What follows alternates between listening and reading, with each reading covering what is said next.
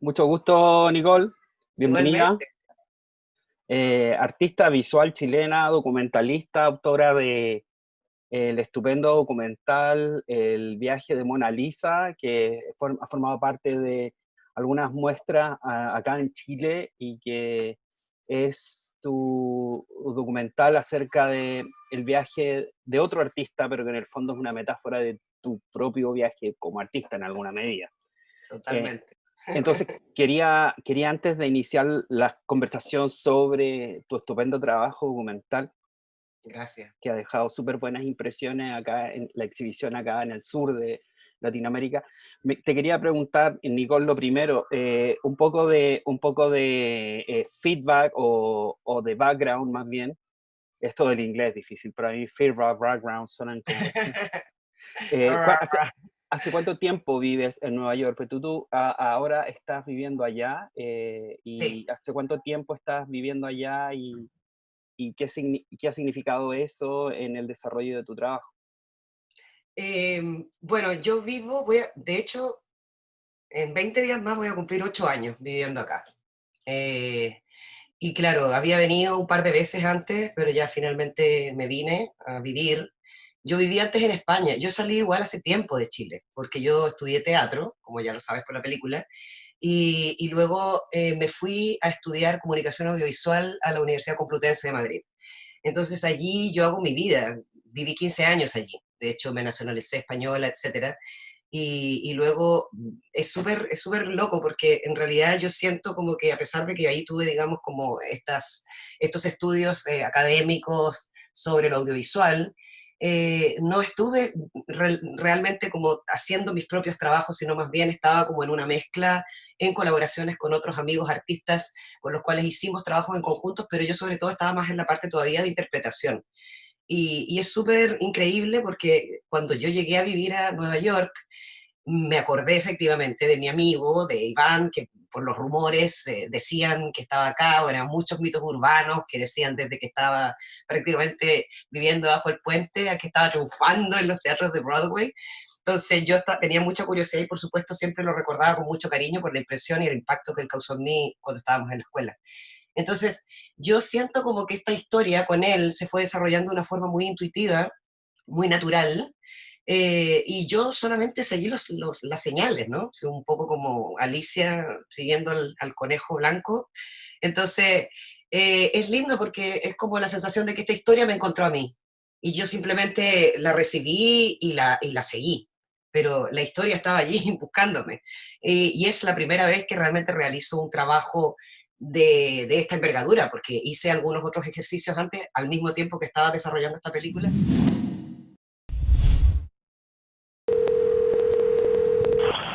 En Nicola agarré un cuarto, me encantó, en la 181, imagínate ahí mismo. Yo puse tu nombre porque piden referencia.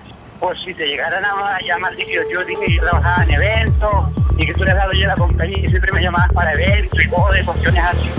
Una de las tantas noches en Nueva ¿Estás York. filmando o no estás filmando? Estoy filmando, mona, quédate tranquila, relax. Visuales, etcétera.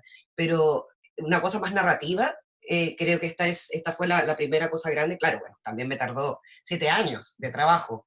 Me lo tomé con mucha calma porque, como te digo, no había ninguna pretensión desde el principio de que esto iba a ser una película. Era simplemente, no lo sé lo que era. Íbamos simplemente como recuperando nosotros la actividad que teníamos con Iván Mona Lisa, igual como la teníamos en la escuela, que era juntarnos a hacer brainstorming de ideas y de ahí podemos hacer esto, hacer una performance, o sea, siempre estábamos como llenos de ideas y teníamos esa amistad creativa nosotros. Entonces, como fue muy natural que recuperáramos eso y empezáramos a desarrollar esto sin saber muy bien para dónde iba, hasta que de pronto, claro, al cabo de un tiempo, yo digo, bueno, aquí hay una historia, ¿no? De peso, porque son muchos temas los que se tratan y creo que puede ser algo relevante, es decir, desde que estamos no solamente tratando la identidad de Iván, no solamente en su identidad como persona transgénero, sino también en su identidad artística, ¿no? Entonces eso involucraba muchas otras aristas también, que es el ser inmigrante, el tema de la prostitución, el trabajo sexual, eh, eh, bueno, toda la actividad sexual y él también como su comunidad también latina, muchas otras aristas, ¿no? De temas que eran súper fundamentales para mí tratarlos porque, como dices tú, efectivamente también me representan a mí. enormemente, ¿no? Por mi propio viaje también. Porque lo interesante de la película, lo interesante y conociendo un poco tu biografía, es que habla de ese traslado y habla un poco de esa identidad de no pertenecer, de estar en tránsito. Ser, El en tránsito, el sí. caso de Iván transgénero, en tu caso, estar en un completo tránsito, en pasar del switch del inglés al español, de pasar distintas fronteras. En ese sentido, a mí siempre me ha llamado la atención esa transhumancia, cómo es la identidad de una persona que recorre, que está en constante movimiento, tanto artístico como físico. ¿Dónde reside tu hogar? ¿Dónde reside tu identidad? ¿Dónde está? Si te estás moviendo tanto. Ese es como un poco el discurso que está al final de la película, que es sobre cuál es el territorio realmente de uno. Y en el fondo también tiene que ver con eso, con la identidad de uno, ¿no? Eh, es, Creo que en ese sentido como que de repente se desarrolla esta idea de que en el fondo uno, ¿qué es lo que uno lleva? ¿Qué es lo que uno traslada? ¿Qué es lo que uno transporta? Es uno mismo y, y las herramientas que uno ha ido aprendiendo a lo largo del camino. Entonces yo también he sido muy gypsy, muy gitana, también me he movido mucho y en ese sentido también he hecho estos ejercicios un poco de desapego también con respecto al territorio físico, a las relaciones humanas, es decir, tengo muchos canales abiertos, por supuesto, tengo mucha gente que adoro y que quiero, pero eso tampoco me limita a una sensación de que tengo que pertenecer en un lugar donde esté ser. O sea, siempre como que uno desarrolla en este tránsito, digamos, una cosa de que en el fondo tú estás armado de ti. Entonces, en ese sentido, tú te puedes mover, digamos, libremente, ¿no? Y esa en el fondo es como una sensación bastante interesante, una buena idea de libertad también, porque también permite como desarrollar, no sé, estos trabajos, eh, ¿no? Como independientes de las expectativas a lo mejor.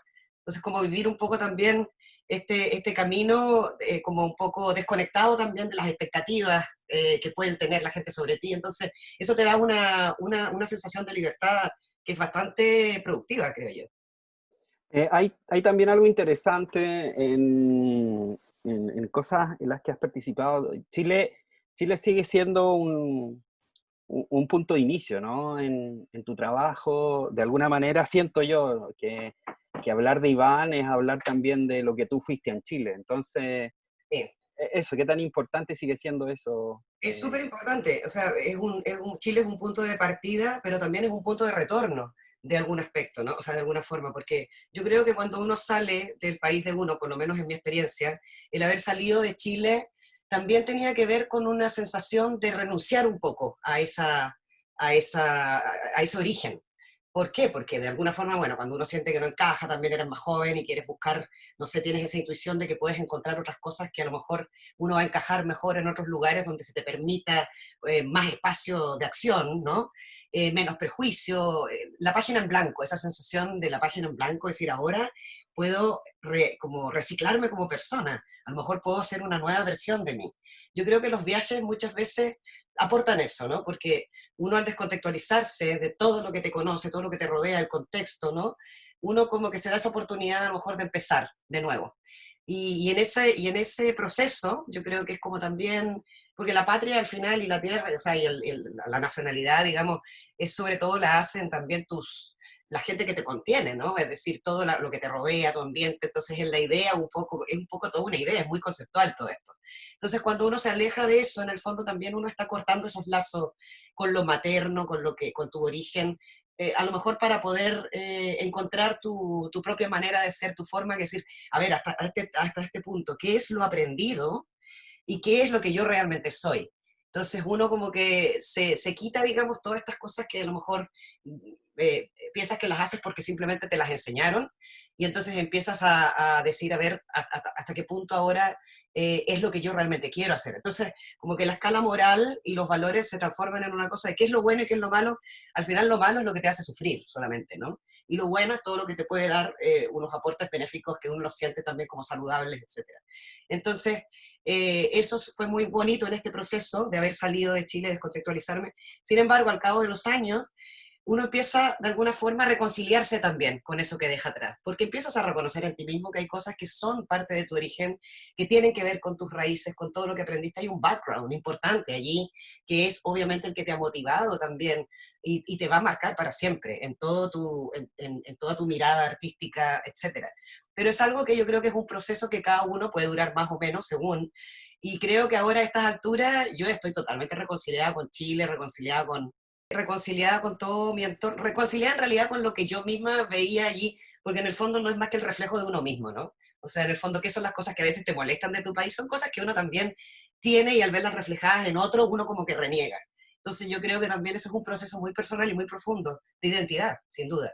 Entonces ahora estoy en ese proceso también como un poco de retorno y de reconciliación, lo cual es fantástico también, ¿no? Porque también entiendo que yo también ahora, en mi propia identidad como artista latinex en Estados Unidos, es una identidad que obviamente va a marcar totalmente todo mi trabajo, sin duda, o sea, porque no puedo renegar de eso, está allí, es mi identidad también. Nicole, también quería hacerte una pregunta hablando un poco de los orígenes en Chile. ¿Dónde vivías? ¿En qué comuna o en qué región? ¿En qué parte de Chile? ¿Cuál era tu hábitat natural de ahí? Y si sueñas a veces con ese lugar. Muy gracioso, te voy a contar una anécdota. Yo vivía en Santiago, en Maipú, y luego mis padres se compraron un terreno en Peñaflor. Y yo era, a ver, tenía yo 15 años cuando nos cambiamos, entonces era el peor momento como para sacarme de mi entorno, donde yo estaba recién empezando como a encontrar mi lugar, etcétera, y de repente nos llevan a una casa como en el campo, como en un lugar como súper como del extra radio de Santiago, que no era muy glamuroso para mí en ese momento, porque yo quería quedarme en Santiago, más donde estaba allí, donde las papas quemaban, pero a mí me metieron en un colegio allí, etcétera. Pero llegamos en verano, entonces antes de tener que entrar al colegio, yo salía con mi hermana y yo le digo, mira, acá nadie nos conoce, o sea, realmente podemos ser quienes nosotras queramos ser. Entonces le digo, ¿por qué no hacemos como que somos argentinas? Para que entremos gratis a la discoteca. Entonces nos empezamos a hacer las argentinas y efectivamente nos dejaron entrar gratis a la discoteca. Y yo dije, esta es la papa, o sea, aquí me quedo haciéndome la argentina. Y fue todo el verano haciéndome la argentina, lo va a hacer regio, ligué, o sea, era como, wow, pero qué increíble, o sea, la percepción, ¿no? Solamente por el hecho de que eras algo como más exótico o algo diferente, o sea, en algunos momentos eso sí podría ser una ventaja. El problema fue que luego tuve que entrar al colegio y ya, ya me conocía mucha gente allí que me había conocido el verano, y fue como, ¿y ahora qué hago? O sea, ¿cómo les digo? Era una broma, o sea, no, qué vergüenza, o sea, imagínate, hubiera caído en desgracia social totalmente a esa edad. Entonces decidí seguir haciéndome la Argentina y estuve 2 años haciéndome la Argentina en el colegio. Entonces siempre yo digo, yo creo que esa fue la actuación más larga que he hecho en mi vida, entre comillas, como nunca he estado en cartelera tanto tiempo. Pero bueno, he sido, no sé, todo para Genial. decir un poco como el juego también, esta cosa de la identidad, ¿no? Que en el fondo también uno tiene ese juego, yo creo que también viene un poco como de las, no sé, pues de las dotes actorales o de las cosas más histriónicas que uno tiene también, que también es un parte como un poco de juego también, un poco de, no sé, no tomárselo tan en serio, uno también puede estar constantemente cambiando y no esa gravedad de que te tienes que casar con un tipo de persona para siempre, ¿no? Es decir, ¿por qué? Si estamos en constante evolución y eso es lo divertido, poder evolucionar constantemente, cambiar y estar esta cosa un poco camaleónica también, ¿no? Excelente historia, ¿eh? Gran primera interpretación, ¿eh? ¿Y te llamabas igual? ¿Ya hablabas como porteña o como...? Hablaba como argentino, claro, íbamos a ver, sí, perdóname, no, y en esos tiempos estaban ¿cómo se llaman los? ¿Cómo se llamaba la moneda? Uy, se me olvidó, antes, la australes. El austral. Entonces era como, pero no, y en las ferias artesanales, esa remera que tenés allí, ¿cuánto? Ay, nada más que tengo australes y no sé qué. No sé. Bueno, y yo veía en ese tiempo una teleserie que se llamaba Clave de Sol y estudiaba, o sea, me aprendía, anotaba las frases, las palabras. O sea, realmente fue un estudio de personaje, no te lo pierdas. O sea, fue una cosa ahí muy a conciencia que se hizo. Mis Oye, padres estaban furiosos, por y, supuesto. y cómo te descubrieron? No me descubrieron. Ahora me están descubriendo, si es que alguien me está viendo de esos tiempos. No, luego pasó el tiempo, yo he hecho reuniones con mis amigas, bueno, con los compañeros que quedaron allí, porque tú sabes que con este fenómeno del Facebook como que empezaron todos estos reencuentros con compañeros antiguos, etcétera. Entonces, claro, una vez que fui a Chile nos hemos juntado y un día hablando le digo, bueno, chicas, vamos a hablar de esto, ¿no? De qué, bueno, de cuando yo nací en Argentina, me imagino que ya lo saben, que eso fue toda una, bueno, una farsa un poco, pero fue ingenua, es decir, y les conté toda la historia y todas eran como, ah, ya daba lo mismo, ya había pasado tanto tiempo que ya no importaba mucho. Pero no fue como algo como, siempre habían un poco de rumores, porque claro, a veces pasaban cosas que de repente ahí como que saltaba un poquito la alarma de que algo raro, cosas que no encajaban. No sé, una amiga, ponte tú, fue a mi casa un día y vio que yo tenía miles de diplomas, yo era muy buena alumna, entonces siempre tenía segundo lugar, primer lugar de los colegios anteriores. Entonces, ella empezó a mirar, vio que los años, decía, oye, pero un año tras otro, ¿cuánto estuvo en Argentina esta chica? O sea, nada que ver. Pero bueno, siempre como que quedó la nebulosa ahí, después yo estudié teatro, entonces como que ahí yo creo que justifiqué un poco mi actuación que había tenido. Estaba calentando motores. Una en términos de artista, cuando decides hacer este documental que te tomó 7 años y Sí. decides abordar el formato del documental, porque valga decir, tú has sido actriz, pero ¿cómo fue esto de cambiar y ser directora y directora de documental? En realidad, la verdad es que mira, yo estudié actuación porque me encanta actuar, me gusta mucho actuar. Sin embargo, había algo como que todavía no sé, como que sentía todavía como incompleta en el sentido de que yo también quería ser capaz de contar mis propias historias, porque a mí me gusta mucho el storytelling, me gusta mucho contar historias. Lo he hecho desde siempre, desde que yo era chica, mis compañeras, yo estudié en el Liceo 1 también, antes de este colegio donde me hice en Argentina, y en este colegio, bueno, en el liceo, muchas también se acuerdan y me lo recuerdan ahora hace poco, porque ahora ven que estoy haciendo película y todo, y me dicen, ¿tú te acuerdas de esos cómics que tú hacías? Y todos los cómics que ellos hacían eran súper como medios porno, así como uno que se llamaba No sé por qué me violaron, la historia de la bella Nina, o sea, unas historias así medias que rayaban un poco como en una exploración también, curiosidad sobre lo erótico, sobre lo sexual, sin tener ni idea, por supuesto, era todo muy ingenuo, muy de niña, pero había una necesidad también por contar historias de unos personajes, encontrar unos personajes entretenidos y qué sé yo. Y luego ya al paso del tiempo, cuando me pongo a estudiar teatro y sentía como que todavía me faltaba esa, o sea, estaba bien interpretar las historias de otros, pero también quería encontrar una forma de contar mis propias historias. Entonces, por eso me fui a estudiar comunicación audiovisual, y allí es donde, bueno, conocí a muchos amigos con los cuales ahí empezamos a hacer pequeños, bueno, trabajos y ejercicios bueno, y muy divertido. Entonces yo creo que ahí como que todo se fue, no sé, simplemente fueron cosas digamos, para poder llegar también, y como te digo, no es algo que yo busqué, sino es algo que de repente me llegó. Y qué mejor que una historia de un personaje tan extraordinario, personaje, como Iván Ojeda, que obviamente es una persona que yo siempre admiré desde que estábamos en la universidad, y que también tenía una cosa media mágica, ¿no?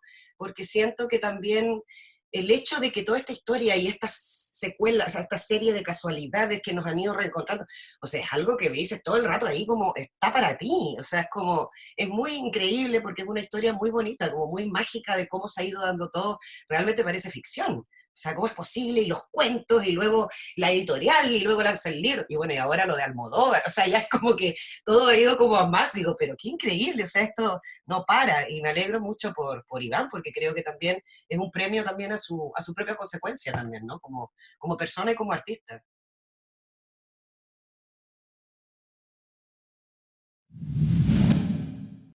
Ahora vemos muchas pellejerías, o sea, hay momentos donde tiene que abandonar su departamento, donde no tiene que buscar rápido un lugar para vivir. Tú la acompañaste en ese sentido mucho, hasta la cosa como dices, de Almodóvar. ¿Nos puedes contar un poco ese proceso de observar como directora, como alguien distante, y además como alguien como amigo, que quiere que le vaya bien a su amigo también? Exactamente, y por eso en ese sentido hay siempre como una cosa como ética cuando uno hace un documental de una persona tan cercana, y como dices tú, cuando está ahí como pasando estas pellejerías, porque en el fondo obviamente uno quiere ayudarlo, pero también uno no puede, como documentalista, como alterar tampoco la realidad de los hechos, de cómo son, sin la intervención de uno. Es decir, yo tenía que ser muy cuidadosa de hasta qué punto podía intervenir o no, porque yo también quería que los hechos se fueran fluyendo para que mostrara una realidad que yo estaba teniendo ese acceso. Es decir, yo no, por ejemplo, en el momento este que lo echan de su casa, etcétera, claro, en un momento me dice, ¿tú me puedes dejar 40 pesos? Que son $40. Le digo, sí, por supuesto, pero 40 pesos no es nada, es decir, con eso no iba a solucionar esta situación.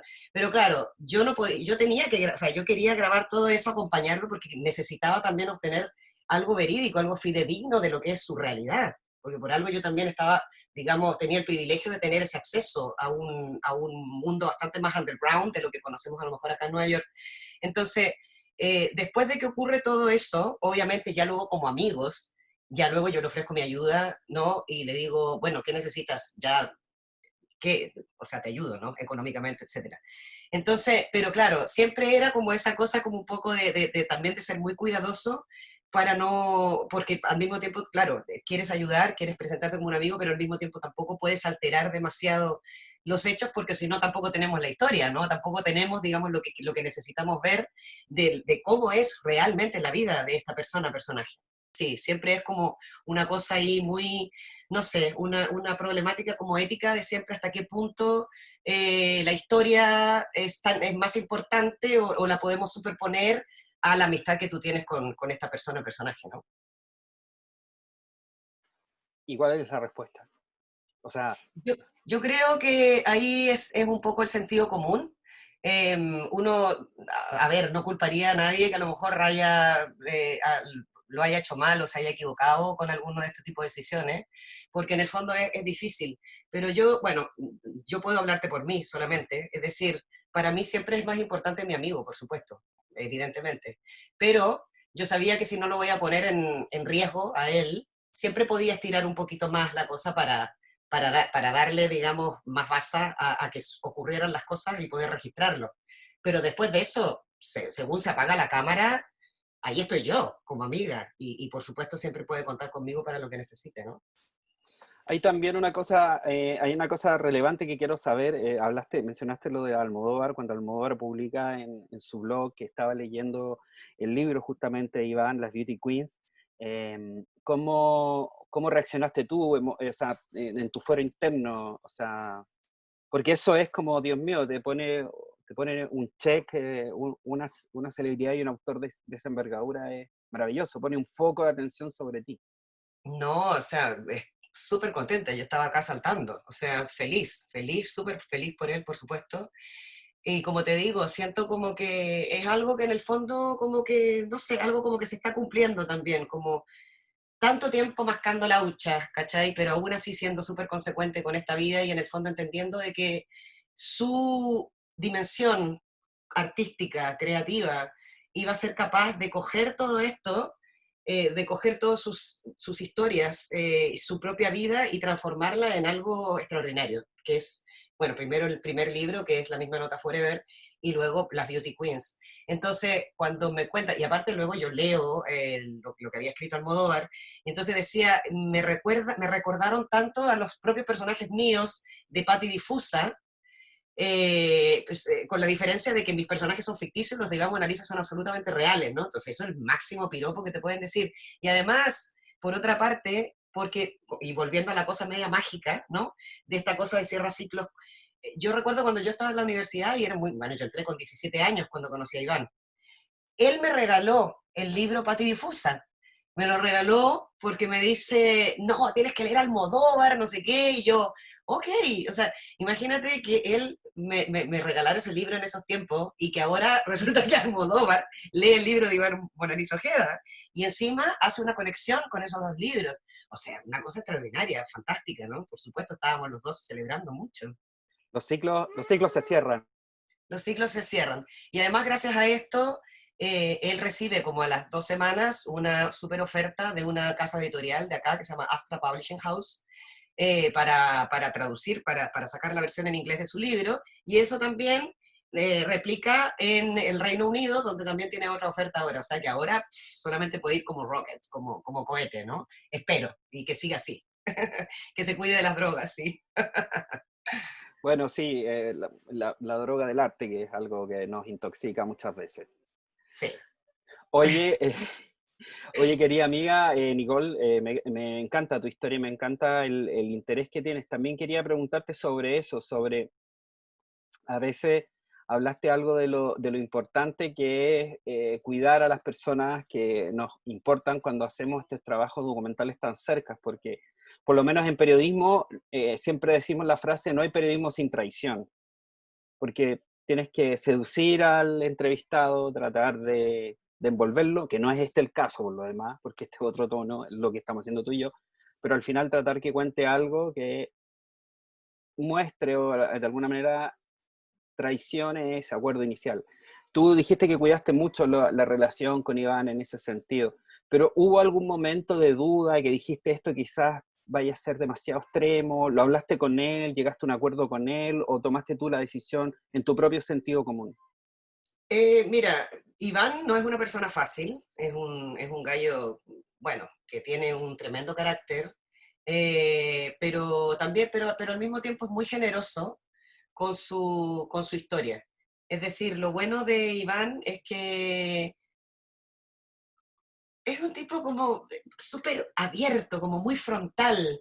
Entonces, y bueno, y supongo que también la amistad que nosotros teníamos ayudó a que él también se entregara tanto, ¿no? A exponerse, porque yo digo, joder, hay que tener huevos también, ¿no? Como para abrirse de esa manera y mostrarte todos esos lados, no solamente los lados claros, sino también los oscuros y estar dispuesto a eso. No cualquier persona, cualquier sujeto se entrega de esa forma.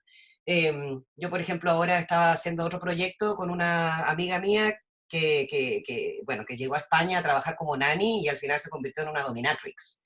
Y tiene ahora su empresa, bueno, y es fantástica la historia, pero claro, cuando en el momento que yo quería que contáramos su historia, le decíamos, vamos a hablar también de cómo llegaste, de cómo fue tu proceso como inmigrante, y dice, ah, no, no, no. Eso no lo podemos mostrar porque yo no me puedo mostrar vulnerable, o sea, yo soy una dominatrix. Entonces, si mis clientes me ven, me van a ver débil. No, no, no. Y yo decía, pero es que no puedo, esto no, o sea, si ya hago un trabajo, no es una propaganda ni para como ensalzar a la persona, sino es porque a mí me interesan las historias humanas. Es decir, obviamente, yo creo que lo hermoso es poder mostrar no estas personas idealizadas, como estos tipos de documentales donde todos hablan súper bien del sujeto, qué sé yo, ese tipo como de formato bien gringo, ¿no? Que es como, oh, todo el mundo era una persona extraordinaria, genial. O sea, no, o sea, ya está, yo creo que estamos ahora en una etapa que es mucho más iconoclasta, donde todos estos ídolos se nos han caído, todas estas artistas que fueron tan, ¿cómo se dice?, elevados, digamos, de repente nos hemos dado cuenta que eran igual de humanos que tú y que yo, y que algunos eran pedófilos o misóginos, o que tenían unas yayas horribles también. En fin, es decir, yo prefiero mostrar al ser humano. Me gusta la idea como de mostrar un poco, es como la especie del antihéroe también, ¿no? Es decir, esto es mucho más real, creo que, y es un aporte mejor en el sentido de decir, reconciliémonos con nuestra naturaleza humana, es decir, no somos semidioses, ¿por qué vamos a predicar la perfección, no? Es decir, todos los seres humanos tenemos lados oscuros y lados claros, y eso es lo que vale la pena mostrar, ¿no? Para entender cómo son nuestros procesos y de que en el fondo siempre podemos intentar evolucionar a ser mejores personas, a tener la mejor versión de uno, ¿no? Entonces, sí, eso. No sé si me desvié de la pregunta, parece. Sí, no, y también aclarar un poco qué referente o a quién admiras en el mundo del documental a la hora de abordar este tipo de trabajo audiovisual. Me gusta mucho un documentalista y también hace ficción y hace también esta mezcla de ficción, una cosa híbrida que me gusta mucho esto, que se llama Ulrich Seidel, no sé si lo conoces. Él ha hecho, sí, ha hecho unas trilogías fabulosas, que me encanta también ese formato, que de hecho es algo que yo también quiero trabajar porque ahora estoy haciendo un nuevo proyecto que es la historia de, bueno, tú viste la película, ¿te acuerdas del personaje argentino? La Máxima, que grababa todo, es una maravilla. Bueno, yo en pandemia me he puesto a revisar, claro, en el encierro, todo el material de archivo que él me pasó y es espectacular, o sea, es otro viaje, y me gusta también plantear esto como estas películas que van a ser películas hermanas, porque además quiero que sus personajes también crucen de una película a otra. Entonces, así mismo como en La Máxima ha sido personaje secundario en el Mona Lisa, Mona Lisa también va a ser un personaje secundario en la historia de Máxima, porque también esto responde como a la tesis también de que todos, digamos, habitamos un entramado humano en los cuales nuestras vidas se cruzan y que tú puedes ser protagonista de una historia, pero también secundario de la historia del otro, pero aún así nuestras vidas y nuestras presencias impactan en los caminos de los que tenemos alrededor. Vas a hacer un crossover.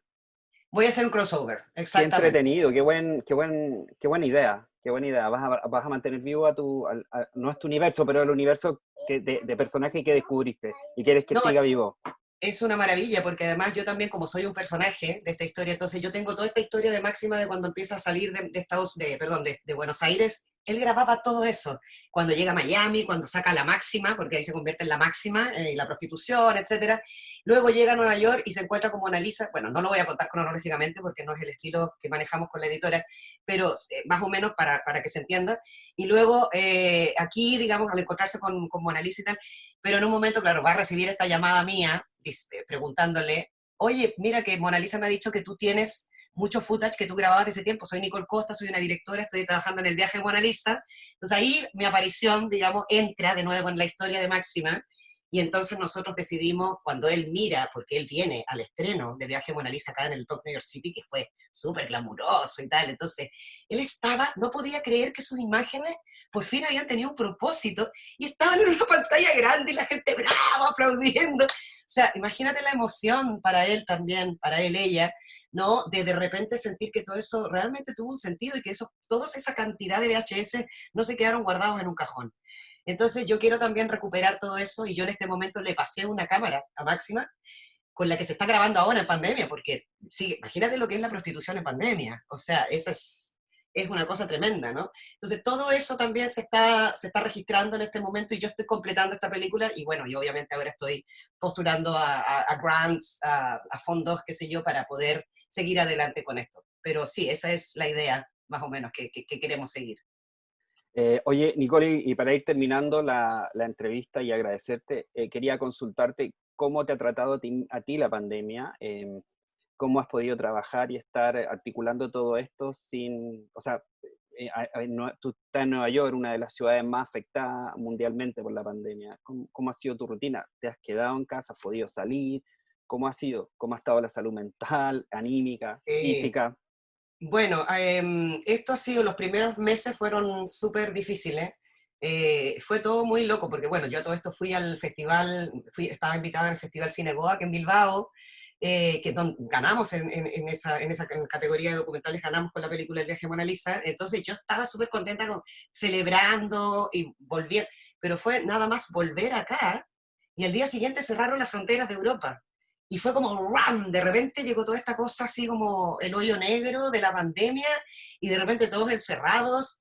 Y bueno, la verdad es que afortunadamente cuando uno puede, no sé, tener un poco como de un universo más o menos creativo, yo creo que también es siempre un refugio donde uno puede sentirse libre a pesar de estar encerrado.